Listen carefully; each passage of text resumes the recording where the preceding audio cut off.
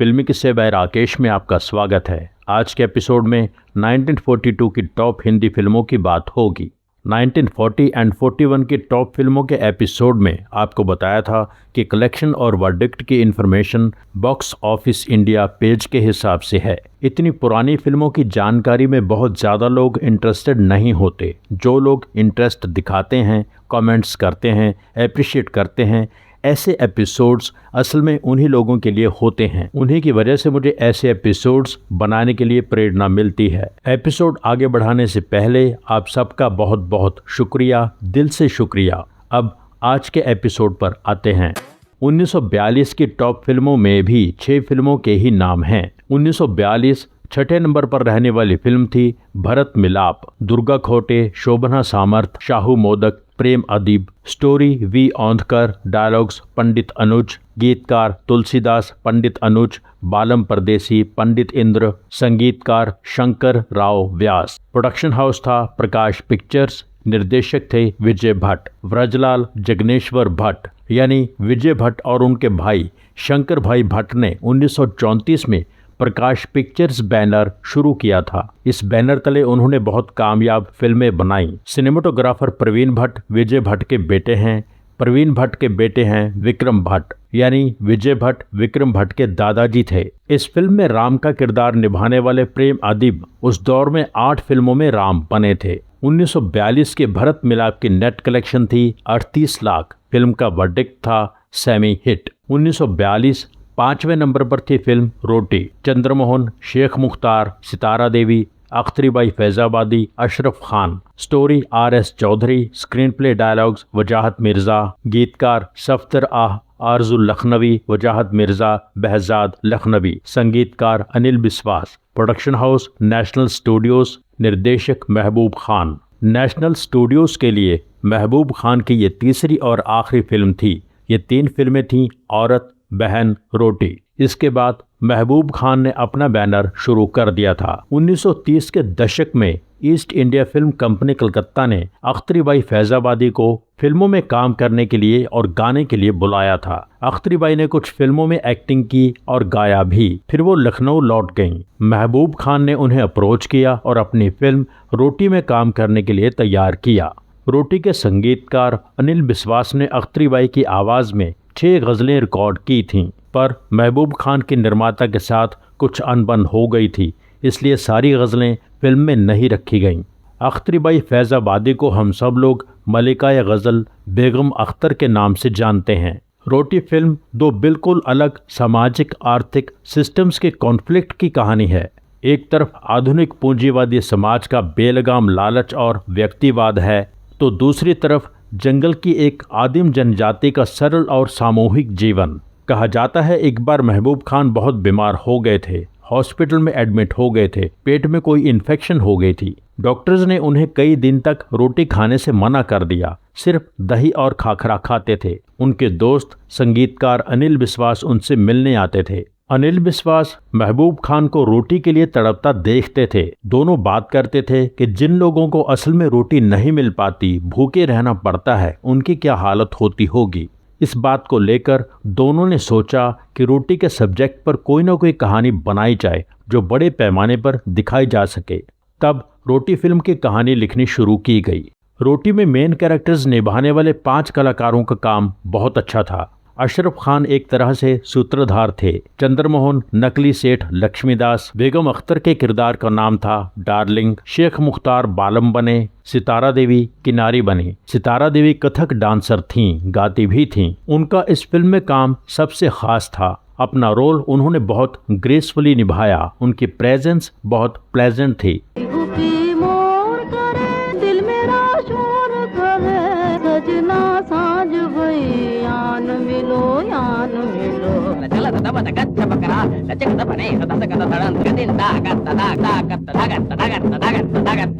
उन्नीस 1942 की फिल्म रोटी महबूब खान की खास फिल्मों का हिस्सा तो है ही, भारत की बहुत खास फिल्मों में शामिल है। रोटी की नेट कलेक्शन थी 40 लाख। फिल्म हिट थी। 1942 में चौथे नंबर पर थी फिल्म जवाब। कानन देवी, PC बरुआ, जमुना बरुआ। गीतकार बुद्धि चंद्र अग्रवाल, मधुर, बेकल, संगीतकार Kamal Das Gupta, production house MP productions, निर्देशक PC बरुआ। संगीतकार कमल दास गुप्ता ने नजरुल संगीत गायिका फिरोजा बेगम से शादी की थी और कन्वर्ट हो गए थे। अपना नया नाम रखा था कमालुद्दीन अहमद। जवाब फिल्म की कहानी एक प्रेम त्रिकोण थी। हीरो दो लड़कियों के प्रेम में उलझ जाता है। एक लड़की अपनी बात, अपने विचार सामने रखने वाली फेमिनिस्ट है। ये रोल PC बरुआ की पत्नी जमुना ने निभाया था। दूसरी लड़की जो ऑर्थोडॉक्स विचारधारा की है, ये रोल कानन देवी ने निभाया था। शरद चंद्र चटर्जी का नॉवल था शेष प्रश्न। ये फिल्म एक तरह से उस नॉवल का जवाब थी। फिल्म 2 जबानों में बनाई गई। बंगाली फिल्म का टाइटल था शेष उत्तर, हिंदी फिल्म का टाइटल था जवाब। फिल्म के गाने बहुत हिट हुए। फिल्म का सबसे हिट गाना था कानन देवी का गाया दुनिया ये दुनिया तूफान मेल। जवाब की नेट कलेक्शन थी 45 लाख। फिल्म हिट थी। 1942 तीसरे नंबर पर रहने वाली फिल्म थी भक्त सूरदास। KL सहगल, खुर्शीद, नागेंद्र, मोनिका देसाई, गीतकार दीनानाथ मधोक, सूरदास, संगीतकार Gyan Dutt, production house Ranjit movietone, निर्देशक चतुर्भुज दोषी। बॉम्बे में रंजीत मूवी टोन के मालिक चंदूलाल शाह ने KL सहगल के साथ कॉन्ट्रैक्ट किया था, जिसकी वजह से KL सहगल कलकत्ता से बम्बई शिफ्ट हो गए थे। बॉम्बे में उनकी पहली फिल्म यही थी भक्त सूरदास। खुर्शीद पहले कुछ फिल्मों में कुछ डांसेस कर चुकी थीं। इस फिल्म से खुर्शीद को सही पहचान मिली। फिल्म के गाने बहुत हिट हुए और फिल्म में कई भजन थे जो बहुत पॉपुलर हुए, जैसे मैंने ही माखन खायो,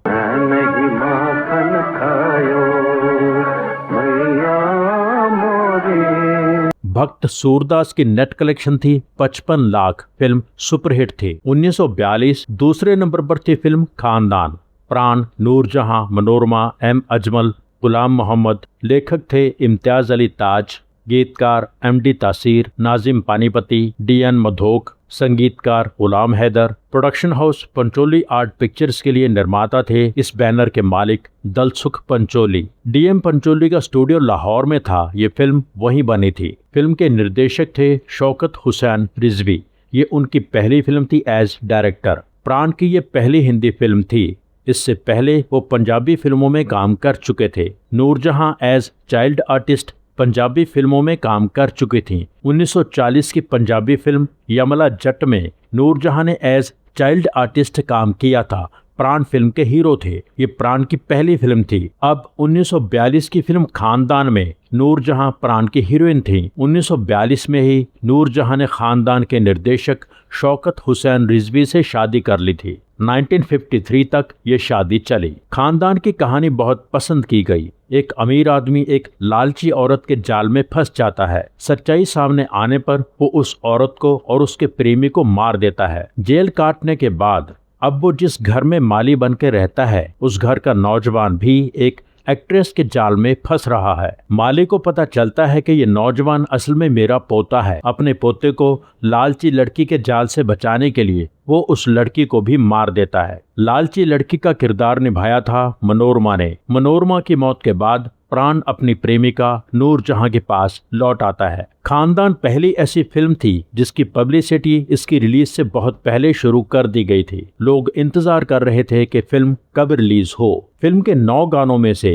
6 गानों में नूरजहां की आवाज थी। फिल्म के गाने बहुत हिट हुए। सबसे फेमस गाना था नूरजहां का गाया तू कौन सी बदली में मेरे चांद है आजा।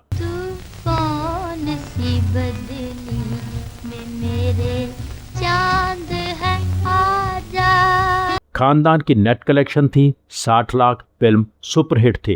1942 की टॉप फिल्म यानी पहले नंबर पर रहने वाली फिल्म थी Basant. Mumtaz, Shanti, Ullas, Mumtaz Ali, Suresh, baby Mumtaz. Dialogues GS Kashyap, गीतकार प्यारेलाल संतोषी, संगीतकार Pannalal Ghosh. Production house Bombay talkies. Story, screen play, direction Amiya Chakraborty. ये इंटरेस्टिंग बात थी कि फिल्म के मेन कलाकारों में से 3 का नाम मुमताज था। मुमताज शांति जो फिल्म की हीरोइन थी, मुमताज अली जो फिल्म में मुमताज शांति के भाई बने। फिल्म में तीसरी मुमताज थी बेबी मुमताज, जिसने मुमताज शांति की बेटी का रोल निभाया था। बेबी मुमताज आगे चल के मधुबाला बने। ये मधुबाला की पहली फिल्म थी। बॉम्बे टॉकीज के मैनेजर राय बहादुर चुन्नीलाल ने बेबी मुमताज को 150 रुपए महीना सैलरी देने का कॉन्ट्रैक्ट किया था। राय बहादुर चुन्नीलाल संगीतकार मदन मोहन के पिता थे। बसंत की शूटिंग पूरी होने पर यह कॉन्ट्रैक्ट खत्म कर दिया था, क्योंकि बॉम्बे टॉकीज के अगले प्रोजेक्ट्स में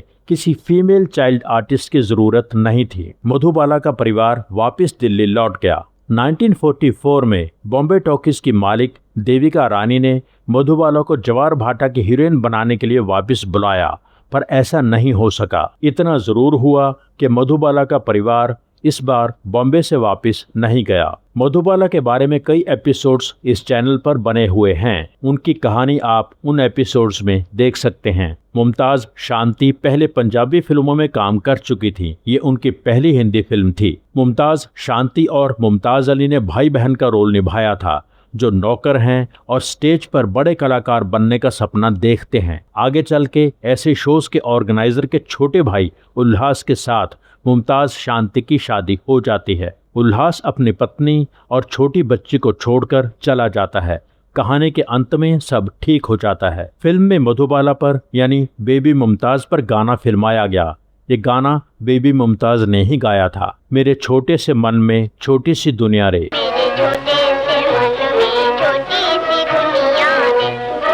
बसंत उस समय सबसे ज्यादा कमाई करने वाली पहली हिंदी फिल्म बन गई थी। बसंत की नेट कलेक्शन थी 80 लाख। फिल्म ब्लॉकबस्टर थी। बसंत की कलेक्शन का रिकॉर्ड अगले साल 1943 में आई फिल्म किस्मत ने तोड़ा था। किस्मत की बात 1943 के एपिसोड में होगी। 1942 की टॉप 6 फिल्मों के बारे में यह खास एपिसोड यहाँ पूरा होता है।